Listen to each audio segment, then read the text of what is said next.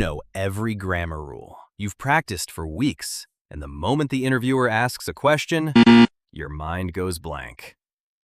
Here's the strange part. This isn't happening because your English is bad. It's happening to people who are actually fluent. Today, I'm going to tell you exactly why that happens and how to stop it from happening to you. I'm Leo. Let's get into it. First, understand this. Your brain isn't failing you. It's protecting you. The moment an interview starts, your body treats it like a threat, the same way it would treat danger.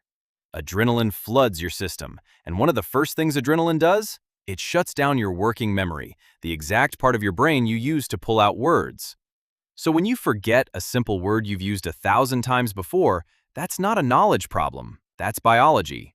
Your vocabulary is still there. You just can't reach it in that moment. There's a second thing happening too, something psychologists call tip of the tongue. You know the word, you can almost feel it, but it won't come out. This happens to native speakers constantly in their own language. It's not an English problem, it's a human brain problem, and English learners just notice it more because the stakes feel higher. Picture this. The interviewer asks, "Tell me about a challenge you faced at work." You know this answer. You've thought about it before. But right now, under those lights, with someone watching your every word, your mind just offers you silence. That gap, that few seconds of nothing, feels like forever. But here's what's actually happening in that moment. Your brain is searching, not failing. It just needs a little help getting there, and that's exactly what we're going to give it. Now here's mistake number one that makes it worse. Translating in your head.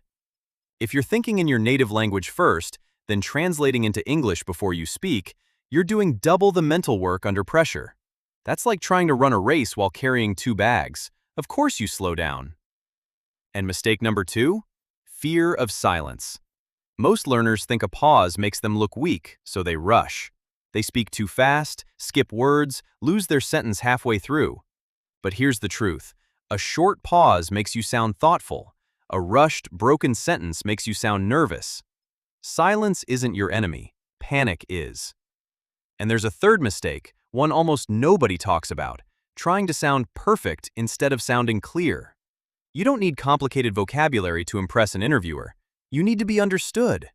Chasing a fancy word you're not sure of is exactly what triggers that blank moment in the first place. Simple, confident English always beats complicated, hesitant English.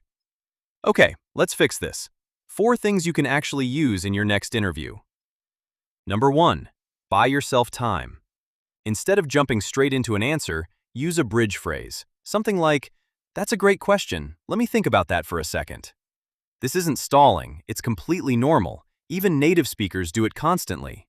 It gives your brain a second to catch up without any awkward silence. Number 2, stop memorizing full answers. Memorize structures instead. If you try to memorize word for word, one missed word and your whole answer collapses. But if you memorize a simple structure like, "In my last role, I handled," which taught me, you can fill it in naturally, even under pressure, because you're not relying on perfect recall. Number 3, practice under real pressure, not comfortable pressure. Sitting alone reading answers in a mirror doesn't prepare you for adrenaline. Record yourself with a timer running. Get a friend to fire random questions at you. The goal isn't perfect practice. It's teaching your brain that this kind of pressure is survivable. Number 4, reframe the pause. Before your next interview, tell yourself this. A pause isn't failure. It's confidence. The people who sound most fluent aren't the ones who never pause. They're the ones who pause without panicking. Number 5, prepare your first 10 seconds, not your whole answer. Most of the panic happens right at the start of a response, before your brain warms up. If you have one strong, simple opening line ready for almost any question, something like, "That's something I think about a lot," or, "Good question, let me walk you through it," your mind gets those crucial few seconds to catch up. Once you're talking, the rest tends to follow naturally. Here's what I want you to take from this video. If your English has ever disappeared in a high-pressure moment, that doesn't mean you're not good enough. It means you're human. Every fluent speaker in every language has blanked out at least once, in a meeting, on a call, in front of someone they wanted to impress. The difference between them and everyone else isn't talent, it's that they had a plan for what to do next. Now, so do you. If this helped you, or if this has literally happened to you before, tell me in the comments. I want to know I'm not the only one who's frozen mid-sentence in an interview. Which one of these 5 tips are you trying first? And if you want more practical English confidence tips like this, tips that actually work in real situations, not just textbook grammar, hit subscribe. I post something new every week. I'm Leo. See you in the next one.